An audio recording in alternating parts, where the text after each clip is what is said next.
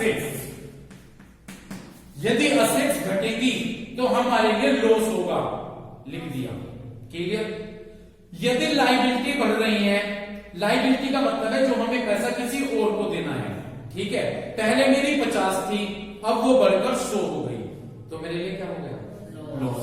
तो इधर आ जाएगा इंक्रीज इन लायबिलिटीज, और उधर वाइस वर्सा, उधर इनकम। यदि मेरी असेट्स बढ़ गई तो प्रॉफिट हो गया, तो इधर लिखेंगे by increase in assets. Okay. और मेरी लायबिलिटीज कम हो गई, पहले मुझे 100 देने थे, अब 50 देने हैं, कम हो गए, तो बाय डिक्रीज इन लायबिलिटीज।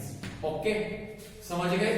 अब सुनिएगा, मैं तो हमेशा ये एंट्री से बेस पर क्लियर करता हूं, ठीक है। अब मान लीजिए मेरे इन्वेस्टमेंट पहले 6 लाख थे, बताए गए ऊपर, अब कितने हो गए? 591। कितने कम हो गए? 9000 से मेरे इन्वेस्टमेंट कम हो गए। इतनी बात क्लियर हो गई। अगर मेरे लिए इन्वेस्टमेंट असेट्स है, ठीक है, अगर इन्वेस्टमेंट कम होंगे, अनस किधर लिखूंगा? To side. ओके, तो मैंने लिख दिया टू इन्वेस्टमेंट। क्लियर है बात? समझ गए? तो जब मैं एंट्री बनाऊंगा तो वहां पर इन्वेस्टमेंट घटने के लिए मैं क्या लिखूंगा? To investment. समझ गए? ठीक है, मैं तो इस बेस पर समझाता हूं कि वहां पर जो इन्वेस्टमेंट घटेंगे तो उन्हें मैं क्या लिखूंगा एंट्री में? टू इन्वेस्टमेंट 9000 से। क्लियर हो गई बात? समझ गए क्या? अब चलिए मैं अपनी एंट्री बनाता हूं थर्ड केस में।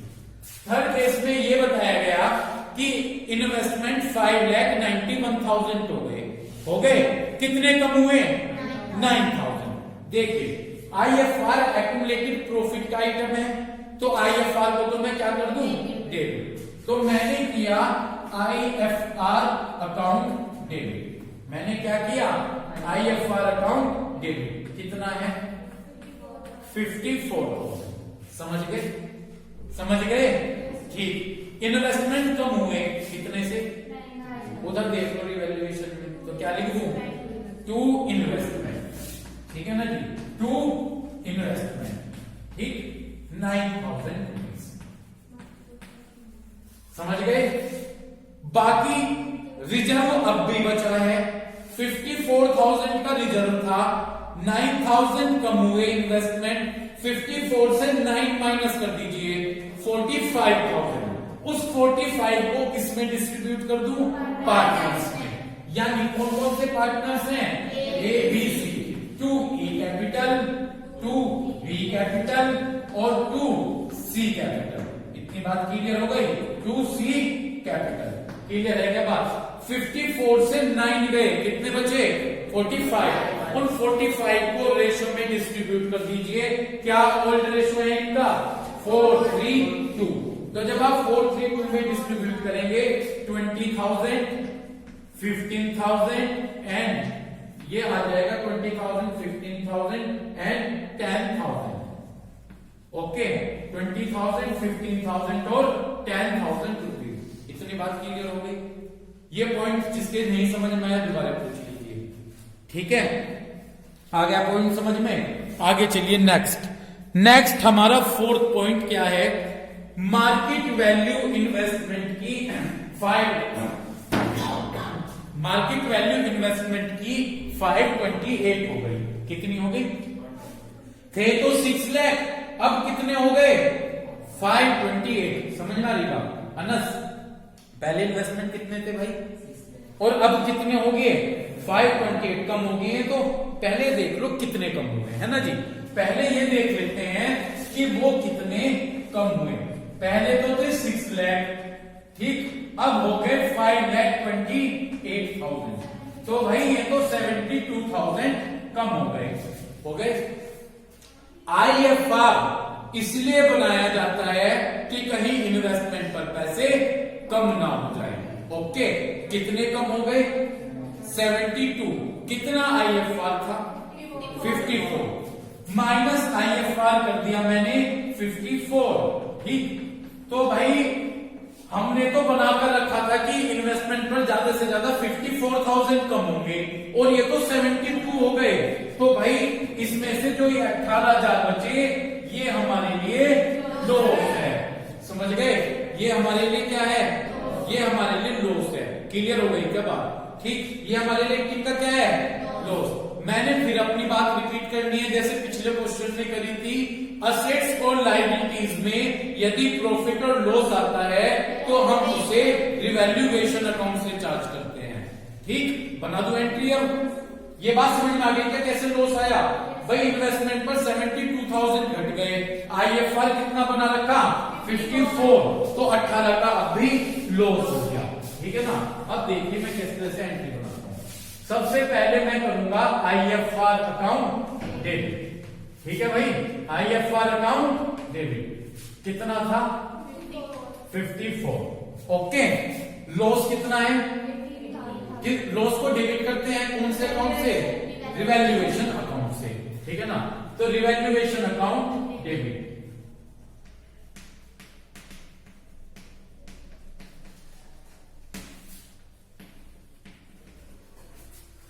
18, समझ गए?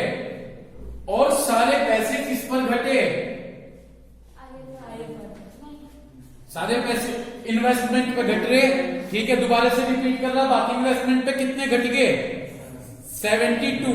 कैसा है कशिश 72? 6 लाख में से कितने माइनस कर दिए? 528। यदि इन्वेस्टमेंट पर पैसे घट गए, यहां लिख दिया टू इन्वेस्टमेंट 72, तो यहां पर लिख दूंगा टू इन्वेस्टमेंट और उसमें लिखूंगा मैं कितने? 72,000 रुपीज। दोबारा से समझ लें, अगर नहीं समझ में आया दोबारा रिपीट कर दूं। मैंने एंट्री बनाई IFR अकाउंट डेबिट, कितने घटे? ज्यादा कितने घटे? भाई वैसे तो टोटल 72 घटे थे, 54 IFR से कवर हो गए, उसके बाद कितने ज्यादा हुए? 18। वो हमारे लिए लॉस है, उसे रिवैल्यूएशन अकाउंट से चार्ज कर लिया और सारे के सारे पैसे किस पर घट गए? इन्वेस्टमेंट 72। ठीक, जैसे पिछले क्वेश्चन में बताया था कि यदि लॉस है 18, इसे किससे चार्ज कर लूं? पार्टनर से। ठीक है, पार्टनर के लिए लॉस है तो पार्टनर को क्या कर दूंगा? डेबिट। ठीक है, तो ए कैपिटल अकाउंट डेबिट। ठीक है ना, लॉस को चार्ज कर रहा हूं पार्टनर से, A capital account debit, B capital account debit. ठीक है ना जी, और B capital account debit, C capital account debit. ठीक है ना जी, टू रिवैल्यूएशन। ठीक है, बहुत बढ़िया, टू रिवैल्यूएशन अकाउंट। समझ गए भाई बात? मनस्वी कितना लॉस कवर होगा यहाँ पर? 18। किस रेशो में होगा? बांटना 864। ठीक है ना जी, 8,000, 6,000, 4,000 एंड टोटल हो गया 18। कोई दिक्कत है क्या? कोई दिक्कत? निमट गया आपका सेकंड, फोर्थ पॉइंट। फिफ्थ पर ये मनस्वी आपकी बात का जवाब देगा। ठीक है ना जी, फिफ्थ पॉइंट में क्या कहा गया? देखिए ध्यान से सुनिएगा। मार्केट वैल्यू इन्वेस्टमेंट की कितनी है? मार्केट वैल्यू इन्वेस्टमेंट की 6,60,000 है। कितनी है भाई? 6,60,000। इन्वेस्टमेंट थे तो 6 लाख और यहां हो गए 660।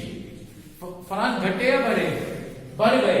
पहले तो इन्वेस्टमेंट थे 6 लाख के, ठीक है, ऊपर बैलेंस शीट में चेक करो वहां तो 6 लाख के थे, अब कह रहे हैं कि वो हो गए 6,60,000, बढ़ गए। फिर दोबारा से एक बात रिपीट करता हूं, IFR इसलिए बनाया जाता है कि कहीं इन्वेस्टमेंट कम ना हो जाए, ज्यादा हो गए तो वो तो प्रॉफिट होगा इन्वेस्टमेंट। ठीक है, हम IFR बनाते हैं लॉस कवर करने के लिए, ना कि प्रॉफिट कवर करने के लिए। ठीक है, क्लियर हो गई बात? तो IFR कितने है? 54। इन्वेस्टमेंट ऊपर 6 लाख और नीचे कह रहे हैं 6,60,000। कितने बढ़ गए? 60। अब अगर याद रखो, यदि इन्वेस्टमेंट बढ़ जाए तो उस केस में 3 एंट्री होंगी। अपने माइंड में सेटअप कर लो कि उस केस में 3 एंट्री होंगी। जैसे इन्वेस्टमेंट 6 थे और कितने हो गए? 660। तो यदि इस तरह का केस हो, वहां पर कितनी एंट्री करोगे? 3। शुरुआत करो। सबसे पहले जब सबसे पहली एंट्री करेंगे तो सबसे पहली एंट्री में IFR पर कोई इफेक्ट नहीं पड़ा। कारण क्यों नहीं पड़ा IFR पर इफेक्ट? क्योंकि इन्वेस्टमेंट बढ़ गए हैं। ठीक है, IFR लॉस कवर करने के लिए बनाया जाता है, प्रॉफिट नहीं। तो IFR पर कोई फर्क नहीं पड़ा, तो सिंपल पहली एंट्री IFR की बना दो, जो ये पहली एंट्री सिंपल बनी थी। क्या एंट्री बनेगी? IFR account debit to A, तीनों पार्टनर्स है ना जी, to A capital, to B capital और टू सी कैपिटल। इतनी बात क्लियर हो गई? ठीक है भाई। IFR कितना था? 54,000। इस 54,000 को ओल्ड रेशो 4:3:2 में डिस्ट्रीब्यूट कर दो, तो यानी 24,000, 18,000 और 12,000। कोई दिक्कत है क्या? कोई दिक्कत? ये तो बन गई पहली एंट्री। एक बार फिर रिपीट करा, कितनी एंट्री बनेगी तो इन्वेस्टमेंट बढ़ जाए? 3। ये तो एक तो सिंपल हमने IFR की बना दी, ठीक। अब दूसरी एंट्री, जब दूसरी एंट्री बनेगी, पहले उससे पहले मैं आपको एक बात समझाऊंगा। यस, ये रिवैल्यूएशन अकाउंट आपने समझा था। असेट्स कम हो रही है तो यहां पर लिखेंगे, और असेट्स ज्यादा हो रही है तो ठीक। इन्वेस्टमेंट बढ़ गए, इन्वेस्टमेंट मेरी क्या है? असेट्स। असेट्स बढ़ गई तो किधर लिखूंगा? बाय में। तो यहां पर मैं लिखूंगा बाय इन्वेस्टमेंट 60,000। समझ गए? By investment 60,000। लगे हाथ? आपको एक चीज और सिखा दी जाए, ठीक है, कोई बात नहीं, उसे भी सीख लीजिए। 12th में जब भी आप कोई जर्नल एंट्री बनाएं, ठीक है, यदि आपने कोई अकाउंट बनाया है, उस अकाउंट से आपको जर्नल एंट्री बनाने के लिए कही जाए। बहुत चीज आएंगे भी, चौथे पांचवें चैप्टर में अकाउंट से जर्नल एंट्री बनानी आएंगी, ठीक है। तो कैसे बनाओगे? जो इधर है उसे तो डेबिट कर दो एंट्री बनाते हुए। जैसे बाय इन्वेस्टमेंट है तो क्या करोगे? इन्वेस्टमेंट अकाउंट और क्रेडिट कर दो अकाउंट का, ठीक है ना। सीख लो, बहुत ज्यादा जरूरत पड़ेगी आपको इन चीजों की, ठीक। जो बाय में है उसे तो डेबिट कर दो। जैसे बाय इन्वेस्टमेंट लिखा है तो investment account debit to revaluation, समझ गए। और जो चीज टू में है, सपोज मैंने यहां पर टू इन्वेस्टमेंट लिखा है, ठीक है भाई। एंट्री में एक चीज डेबिट होती है, क्रेडिट होती है, तो ऑटोमेटिक ये तो क्रेडिट हो ही रही है, इसे डेबिट कर दो। तो आप इधर वाले आइटम की एंट्री बनाएंगे, रिवैल्यूएशन अकाउंट टू इन्वेस्टमेंट। बहुत जरूरत पड़ेगी, बहुत ही ज्यादा, ठीक है ना। अभी से क्लियर कर लो, एक बार रिपीट कर रहा। जैसे उधर है बाय इन्वेस्टमेंट, तो उधर वाले को क्या कर दो? डेबिट और टू रिवैल्यूएशन, ठीक है। और अगर इधर वाली एंट्री बनानी तो आप बनाओगे रिवैल्यूएशन अकाउंट टू, ठीक। क्लियर है बात? अब मैं अपनी बात पर फोकस करता हूं। इन्वेस्टमेंट 60 से बढ़ गए, ठीक है। मैंने इधर लिख लिया बाय इन्वेस्टमेंट, क्या एंट्री बन जाएगी? Investment account debit to revaluation बना दी, ठीक है ना। तो सेकंड एंट्री मेरी ये बनी, investment account debit, okay. Investment account debit to revaluation, investment account debit to revaluation account कितना है? ये हो गया 60,000। ये कितना हो गया? 60,000। तो दूसरी एंट्री आपकी क्लियर हुई, ठीक। क्या एंट्री बनी? Investment account debit to revaluation account. यहां तक कोई दिक्कत? अब तीसरी एंट्री वही, जैसे ये हमारे 60,000 रुपीज बढ़ गए, 60,000 का यानी हमें प्रॉफिट हो गया, ठीक है। तीसरी एंट्री बनेगी प्रॉफिट डिस्ट्रीब्यूट करने की पार्टनर्स में। ये रिवैल्यूएशन हुआ ना, 60,000 प्रॉफिट हुआ, इस प्रॉफिट को पार्टनर्स में डिस्ट्रीब्यूट कर दो। कशिश, यदि प्रॉफिट पार्टनर में डिस्ट्रीब्यूट कर रहे तो पार्टनर्स को क्या करूंगा? पार्टनर्स को क्रेडिट करेंगे, बढ़िया। पार्टनर्स को क्या करेंगे? क्रेडिट। समझ गए? तो पहले डेबिट बोला था क्या? पहले डेबिट बोला था। डेबिट नहीं सुनो, एक चीज में तुम्हें छोटा सा अपने माइंड में सेट कर लो बात। यदि पार्टनर्स के बीच में लॉस बांट रहे तो लॉस डेबिट हो गए, पार्टनर्स को डेबिट कर दो। पार्टनर्स के बीच में अगर कर रहे और पार्टनर्स के बीच में अगर प्रॉफिट बांट रहे तो पार्टनर्स को, बस ये बात सेट कर लो। अब यहाँ पे मैं प्रॉफिट डिस्ट्रीब्यूट कर रहा तो पार्टनर्स को क्या कर दूं? क्रेडिट, ठीक है ना। तो रिवैल्यूएशन अकाउंट डेबिट, तो एंट्री बनेगी revaluation account debit to A capital, ठीक है ना जी, to A capital, to B capital और टू सी कैपिटल। इतनी बात समझ में आ गई? क्लियर है क्या भाई बात? तो revaluation account debit to A capital, to B capital, to C capital. इसे अमाउंट को, जो आपकी ये अमाउंट है, कितनी अमाउंट है ये आपकी? 60,000। इस 60,000 को आपको 4-3-2 में बांटना है। किस रेशो में? 4-3-2 में। तो ये 60,000 को जब आप 432 में डिस्ट्रीब्यूट करोगे तो ये आ जाएगा 26,600 67 20,000 और 13,333 ये हमारा डिस्ट्रीब्यूट होकर आ जाएगा 60,000 रुपीज। ठीक है ना जी, क्लियर हो गई बात। तो इस तरह से ये हमारा जो क्वेश्चन था, ये हमारा क्वेश्चन फिनिश हुआ आईएफआर से रिलेटेड। इतनी बात क्लियर हो गई। ठीक है, तो इसमें आपने देखा, एक बार क्विक रिवीजन कर लीजिए। अभी हमारे पास 2-3 मिनट है, तो आप एक बार देख लीजिए। आईएफआर एक्यूमुलेटेड प्रॉफिट का आइटम था, क्लियर है। यदि आईएफआर इसलिए बनाया जाता है कहीं इन्वेस्टमेंट पर पैसे कम ना हो जाए। पहले केस में ये कहा कि आईएफआर है और इन्वेस्टमेंट है, कोई हमें और जानकारी नहीं दी गई, तो इसलिए आपने क्या किया, सिंपल एंट्री बना दी, IFR account debit to partners capital. Clear है। दूसरे केस में यदि आप जाकर देखें, ये कहा गया है कि मार्केट में इन्वेस्टमेंट की वैल्यू 6 लाख है, ऊपर भी 6 लाख है और मार्केट में भी 6 लाख है, बराबर है। तो आईएफआर पर कोई इफेक्ट नहीं पड़ा, तो simple entry IFR account debit to old partners, old ratio. तीसरे केस में जाकर देखें, ये कहा गया है कि मार्केट में इन्वेस्टमेंट की वैल्यू कितनी है, 591 थे, 6,591 9,000 घट गए, तो इसके लिए आपने क्या किया, आईएफआर अकाउंट डेबिट, इन्वेस्टमेंट कम हो गए, टू इन्वेस्टमेंट 9,000 से 54 से 9 गए, कितने बचे 45,000, उसे आपने तीनों पार्टों में ओल्ड रेशियो में डिस्ट्रीब्यूट कर दिया।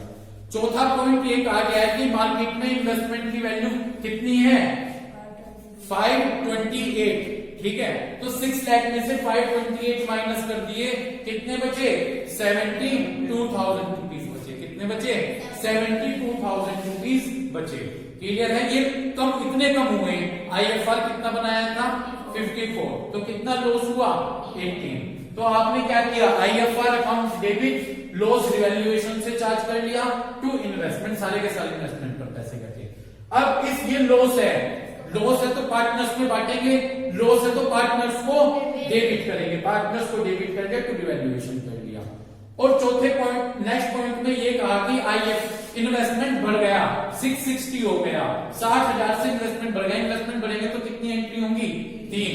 पहली आईएफआर पर कोई इफेक्ट नहीं पड़ा, सिंपल आईएफआर की एंट्री बना दी। दूसरा, इन्वेस्टमेंट कितने से बढ़ गया 60, तो investment account debit to revaluation, और फिर इस प्रॉफिट को पार्टनर्स में डिस्ट्रीब्यूट कर दिया। जो पार्टनर्स में डिस्ट्रीब्यूट करेंगे तो पार्टनर्स को क्या कर देंगे, क्रेडिट।